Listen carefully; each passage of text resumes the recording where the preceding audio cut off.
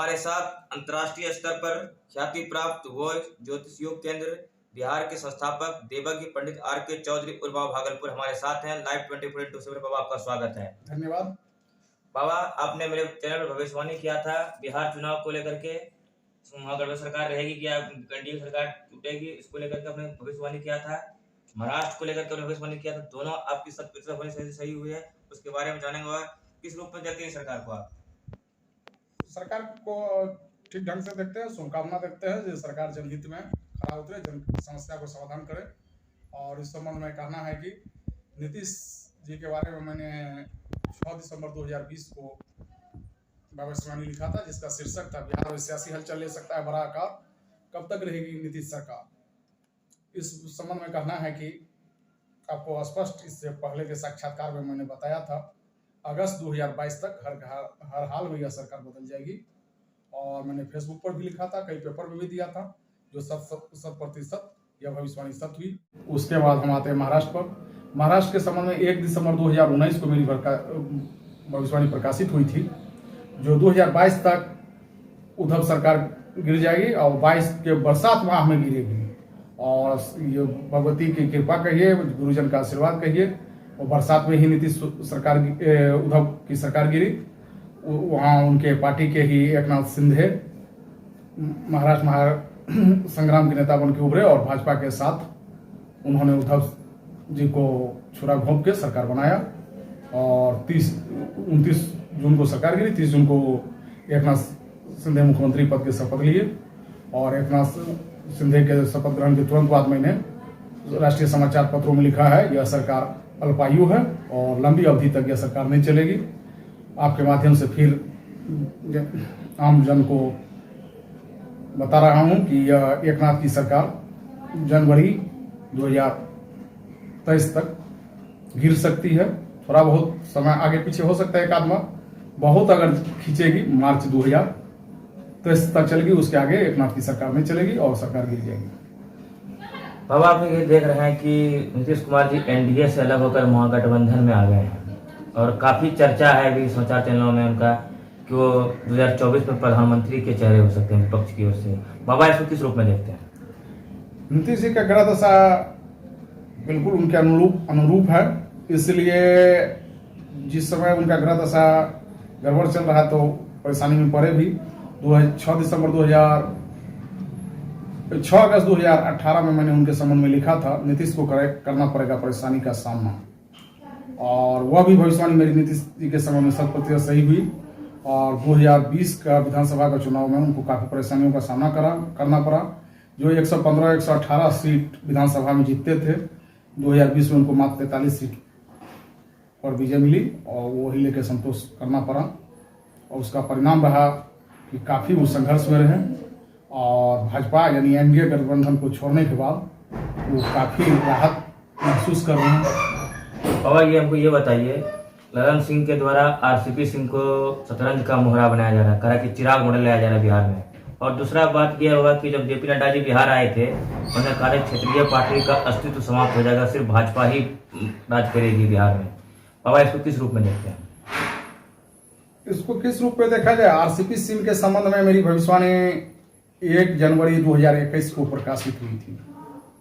उसमें मैंने स्पष्ट लिखा था, आने वाला समय जो है आरसीपी जी के लिए प्रतिकूल है, वह शनि से कुप्रभावित है, जिसके कारण उनको कोई राजनीतिक विशेष लाभ नहीं होगा और उनका राजनीतिक अस्तित्व खतरे में पड़ जाएगा। वही हुआ और मेरी वह भविष्यवाणी 100% सत्य हुई। आरसीपी जी सियासी वनवास में चले गए और भाजपा इनके माध्यम से अपना रोटी सेकना चाहती थी, जैसा न्यूज पत्रों में पढ़ने को मिल रहा है, सुनने को मिल रहा है। और नीतीश जी को पीठ में छुरा घोंपने के काम कर रही थी, इनके माध्यम से सरकार गिराना चाहती थी। नीतीश जी को पता जब चला और उनको प्रमाण मिला तो भाजपा को छोड़ के यानी एनडीए गठबंधन को छोड़ के वो महागठबंधन में शामिल हुए। और जहां तक जेपी नड्डा जी का बात है, तो इन लोग को जो मन में आता है बोलते रहते हैं, सब बोलने के लिए स्वतंत्र है। क्षेत्रीय पार्टी का अस्तित्व क्यों कैसे समाप्त हो जाएगा? पूरे इंडिया में पहले वाजपेयी जी 27-28 पार्टी के साथ सरकार बनाए थे, अभी भी भाजपा 16-17 क्षेत्रीय पार्टी के साथ सत्ता में है। इस तो जो जिसको जो मन में आता है बोलते रहता है। अभी महाधरना कार्यक्रम जिला मुख्यालय में चल रहा है, उससे कुछ अनबोल करके जनता को उलझाए रहती है सरकार। महंगाई से त्रस्त है लोग। बाबा मेरे ये बताइए कि अभी जो वर्तमान में जो सरकार बनी है, ये युवाओं के लिए कितना कारगर है? नीतीश जी बेदाग आदमी है, उनका विजन भी स्पष्ट है, लक्ष्य भी है उनका बेरोजगारी दूर करने का, और काम करने वाले व्यक्ति हैं। कुछ न कुछ तो लाभ युवा को होगा। अभी भाजपा हर जगह, जिला कार्यालय, प्रखंड कार्यालय, मुख्यालय, हर जगह वो धरना प्रदर्शन कर रही है। मेरे एक तरह से कहिए विधवा मिलाप कर रही है भाजपा। क्या बाबा ये जनता को ये क्या मैसेज देना चाहती है भाजपा? जनता को ये भटका रही है, जनता को भाजपा भटका रही है।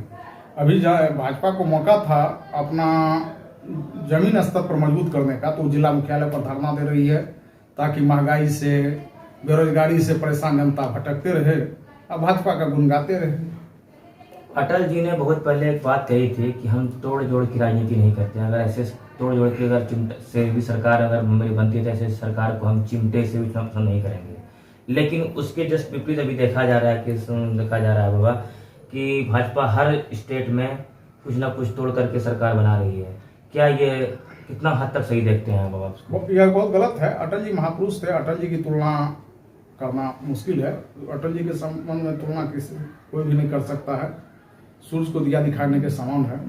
अभी के लोग तो तानाशाही कर रहे हैं और काम कम बातें ज़्यादा, धरना प्रदर्शन ज़्यादा हो रहा है। और अभी के दौर में ये भी बताइए बाबा कि अभी का जो दौर चल रहा है, अभी का जो सरकार है जो चलेगी 5 साल, जब ये कहने का मतलब 2025 तक चलेगी, कितनी मजबूती से चलेगी बाबा ये सरकार? पूर्ण रूप से मजबूती से चलेगी और बीच में भी बदलाव का योग है। 23 और 24 में, 2023 और 24 में योग है तेजस्वी यादव का मुख्यमंत्री बनने का।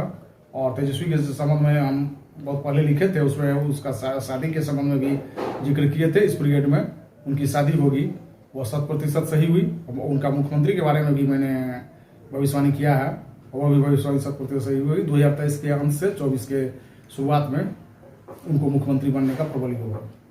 17 या 18 तारीख को मंत्रिमंडल का विस्तार होना है महागठबंधन का। क्या इसमें लगता है कि चर्चित चेहरे या कुछ पुराने चेहरे या कुछ नया चेहरे को मौका मिल सकता है? हाँ, कुछ चर्चित चेहरे भी आएंगे, कुछ पुराने भी होंगे, कुछ नए भी होंगे। और नीतीश जी का प्रयास रहेगा जो विकास।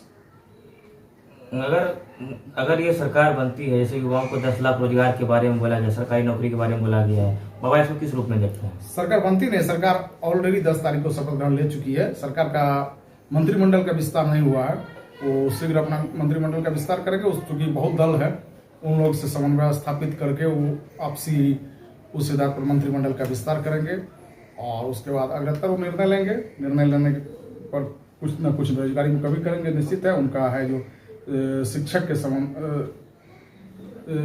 के लिए नियुक्ति तो जरूर करने वाले हैं। बाबा आखिरी सवाल है कि अगला क्या बाबा का भविष्यवाणी होगा, किस राज्य पर? आपको पूर्व में साक्षात्कार दिए हुए हैं। आगे हेमंत जी के लिए समय ठीक नहीं है। जिस समय उन्होंने शपथ ग्रहण झारखंड के मुख्यमंत्री के पद पर लिया था, उसी समय मैंने उनके संबंध में भविष्यवाणी किया था कि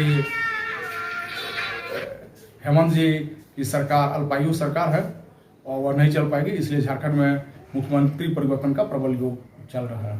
अच्छा बाबा, थोड़ा सवाल ये होगा कि आप इतने दूर तक भविष्यवाणी कैसे कर लेते हैं? ग्रहों की स्थिति, आकाशमंडल में ग्रहों की क्या स्थिति है, ग्रहों का क्या प्रवर्तन है, वक्र का अवस्था में है, ग्रह की अवस्था क्या है, क्या प्रयोग, सब ये नवग्रहों के खेल पे है।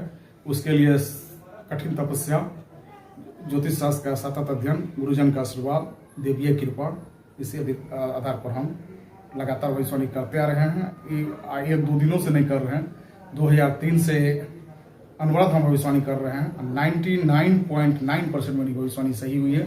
मेरी पहली भविष्यवाणी थी माया पर गिरेगी ताज की गाज, मुलायम को मिलेगा यूपी का राज, 100% सत हुई। उसके बाद 2004 में दूसरी भविष्यवाणी थी परवेज मुशर्रफ का 2005 के बाद पत्ता साफ हो जाएगा, वह भी भविष्यवाणी 100% सत्य साबित हुई है।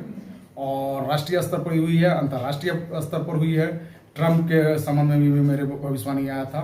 ट्रंप मीन्स अमेरिका के राष्ट्रपति डोनाल्ड ट्रंप, उनके बारे में मेरी जो भविष्यवाणी वह भी 100% सही हुई। इमरान खान के बारे में मैं लिखा था, ग्रहों के खेल में कहीं क्लीन बोल्ड ना हो जाए इमरान खान, वह भी भविष्यवाणी मेरी 100% सच हुई है।